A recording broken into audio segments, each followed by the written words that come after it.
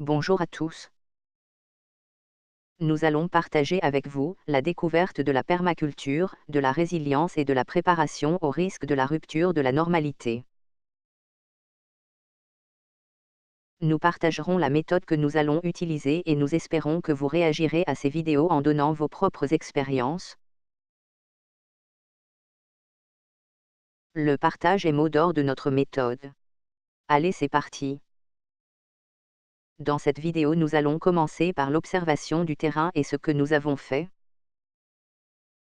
Avant de débuter, il faut observer son terrain, connaître les caractéristiques de sa future ferme, et faire quelques recherches.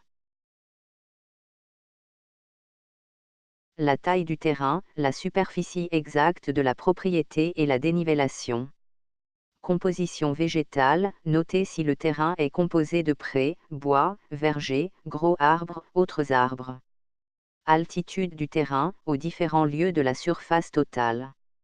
Le climat, classification du climat, tempéré, méditerranéen.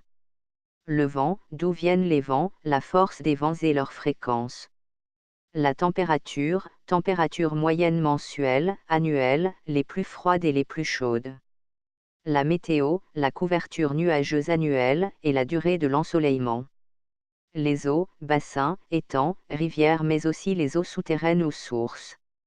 Les hommes, il est important de noter le nombre de personnes vivant dans la ferme qui permettra d'établir les besoins. Le sol, quelle est la composition du sol sur la totalité du terrain et la profondeur de la terre cultivable. Les outils, il est également important de faire un inventaire des outils en votre possession. Il faut aussi faire un inventaire de toutes les possibilités du site. Trouvez tout ce qu'il peut vous apporter pas uniquement en fonction de vos besoins.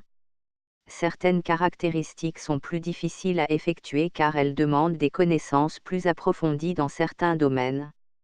Mais il est important de réussir à bien connaître les plantes et herbes sauvages qui poussent sur votre terrain, mais aussi la faune qui s'y promène.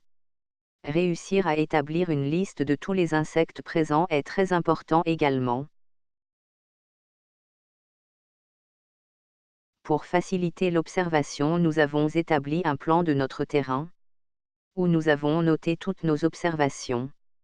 Ce plan nous aidera dans le futur.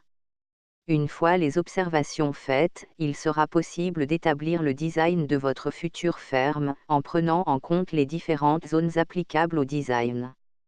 Nous verrons dans une prochaine vidéo les différentes zones en permaculture.